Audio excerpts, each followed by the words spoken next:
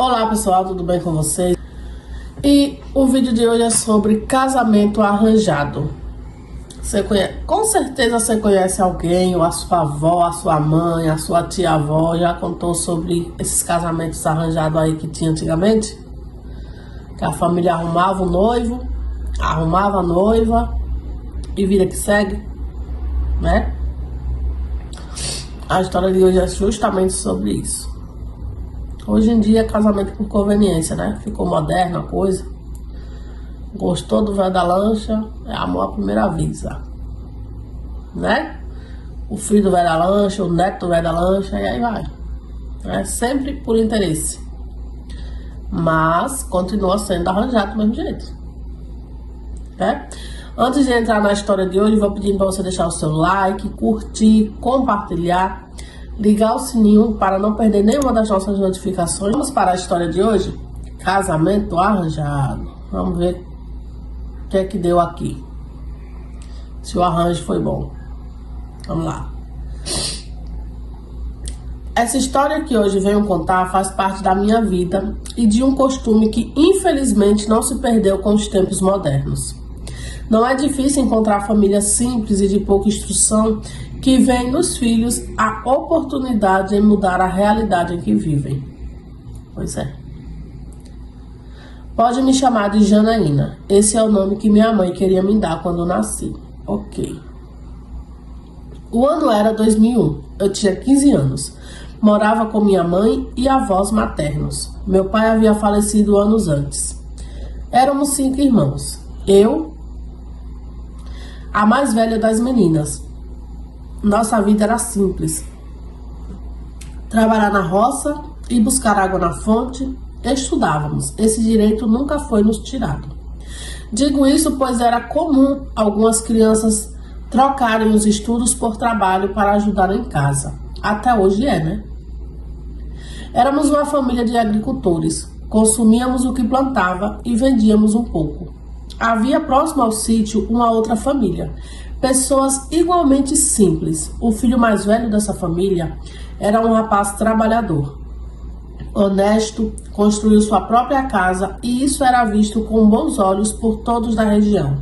Ele era o homem que toda a família aceitaria como pretendente de uma de suas filhas.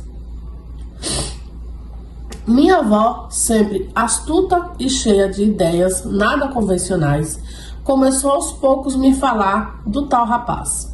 Ela era incisiva e insistente. Sempre puxava assunto como, por exemplo, viu para o José? Nome fictício, tá?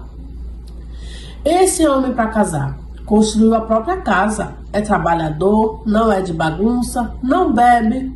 Boba é a moça que não quiser casar com ele. Não entendo.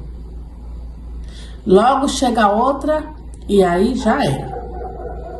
O mesmo se aplicava ao rapaz. Ela sempre conversava com ele. Falava de mim e de como eu era prendada e inteligente. Janaína cuida da casa melhor que eu. Já sabe fazer de tudo e tem boas notas na escola. É sempre elogiada pelos professores. Essa vai longe. Meu medo é se ela sair daqui e se perder na vida. Perdida já estava, né, coitada? Não estou aqui falando mal da minha avó. Ela foi criada assim. Ela via a vida de outro ângulo. Então iniciamos um namoro. O José era mais velho que eu, uns 12 para 14 anos.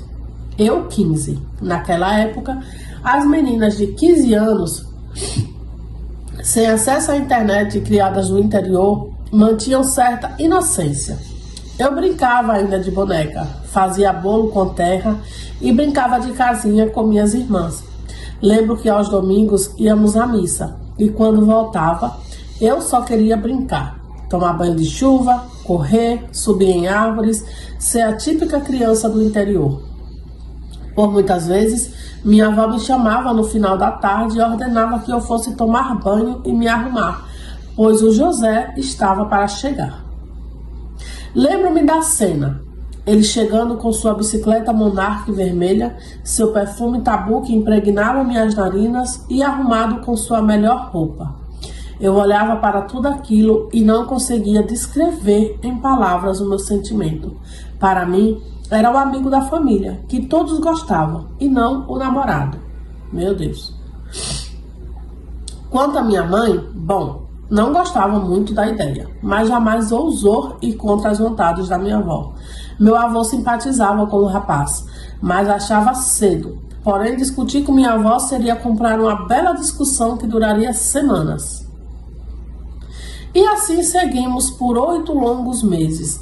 Durante esse tempo, eu amadureci a ideia de terminar aquele namoro. E depois de ouvir falar em casamento, me apavorei. Eu era uma criança, não pensava em coisas de namoro, muito menos casamento. E em um domingo aparentemente comum, de namoro na varanda de casa, sob a supervisão nada discreta dos meus avós e minhas irmãs mais novas empoleirando-se para espiar pela janela, terminei o namoro. Fui firme em minha decisão. Eu sabia que o José era apaixonado por mim, mas não era recíproco, e eu sabia que a vida tinha muito mais a me oferecer. Não sabia ainda como, mas no meu íntimo acreditava que um dia voaria para longe dali e viveria a minha vida, e não a vida que eles gostariam que eu vivesse. Após comunicar o término à minha família, em especial minha mãe e avós, o mundo parecia desabar sobre minha cabeça. Minha avó só não me chamou de santa, falou que eu queria ficar solteira para viver solta. Me xingou, falou palavras difíceis de ouvir. Meu avô e minha mãe tomaram partido da situação. Minha mente de menina rodopiava em meio a tanta humilhação, porém saí vitoriosa e ao menos não casaria. Graças a Deus, né? Ou não? Vamos ver. Com o passar dos dias, a vida foi voltando ao normal. O tempo passou e, como a maioria das moças do interior, fui para a cidade trabalhar em casa de família. O salário era muito pouco. Passei maus bocados. A cada 15 dias, ia visitar minha família e passar final de semana com eles. Nesse tempo, conheci na cidade em que trabalhava um rapaz e namoramos por 4 anos.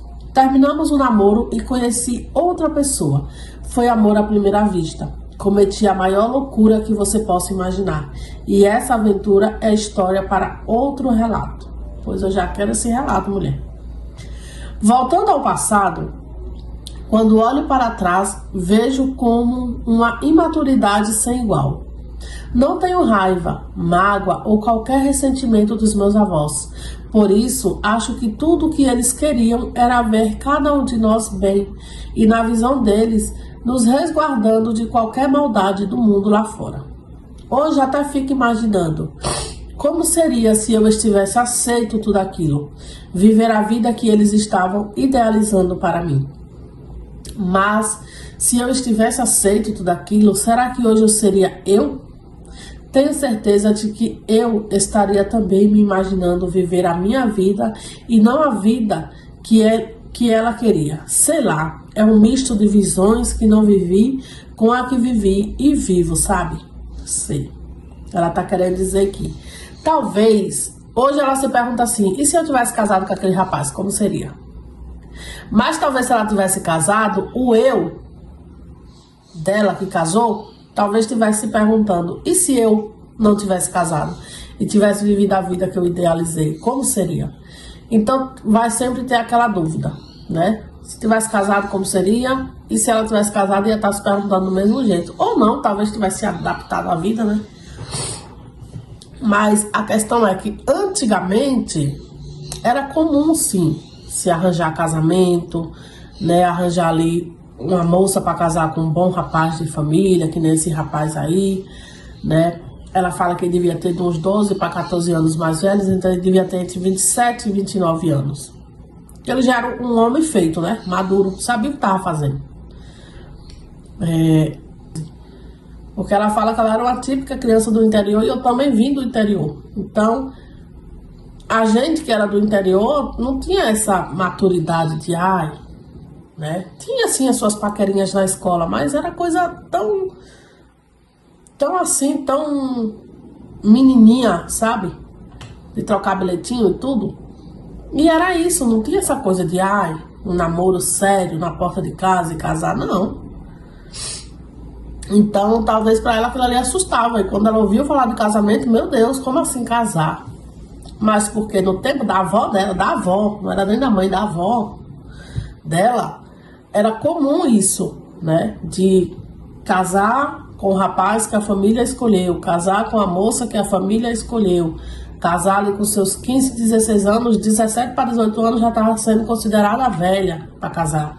Então tinha que casar urgentemente, era um desespero para casar essas meninas. E aí com 18 anos já tinha 2 filhos, 3 filhos no máximo, aí era cada ano um filho. Então tinha sempre essa coisa, né? De casar jovem. E a avó trouxe isso ali. Então, olha como é a mente da pessoa sem instrução. Na cabeça dela, pela neta ser inteligente, pela neta ter boas notas na escola, por ser elogiada pelos professores, ela achava que ela ia se perder na vida. A mesma coisa, ainda hoje existe no interiorzão, chegar alguém com um pouquinho mais de inteligência, com a visão um pouquinho mais além, é considerado uma pessoa de caráter duvidoso, né? É considerado uma pessoa muito à frente do seu tempo, muito para frente, muito para cima, né? Fulana muito para frente. Então tem tudo isso ainda, né? Por incrível que pareça, mesmo tendo Wi-Fi aí até dentro dos matos, mas as pessoas têm acesso, mas não aceitam que no meio deles tenha tudo aquilo ali. Então é isso, é disso aí que ela veio, dessa cultura de que tem que ser assim, pronto, não pode ser mais além disso. A vida que você conhece é isso aqui: casar, virar um esposo, uma dona de casa, trabalhar na roça com o marido, ajudar o marido, não pode ir além disso, porque se for além disso aí se perde. Mal sabendo eles que ali a pessoa já está perdida, porque está fazendo algo que não quer, né? E ainda bem que ela conseguiu sair disso, ela foi viver a vida dela, foi trabalhar, né? Como ela falou, em casa de família. Ganhava pouco, mas pelo menos estava ali, né? E a partir dali ela ganhou o mundo. E eu quero saber dessas aventuras aí que ela viveu, né? Pelo menos isso. E você? Tem alguma história do tipo para contar? Algo que sua avó, sua mãe, sua tia-avó, seu avô, seu tio já contou desse tipo? Como que foi o desfecho dessas histórias aí? Manda pra gente, vou deixar no comentário fixado o meu e-mail. E um beijo pra vocês, até o próximo relato. Tchau, tchau.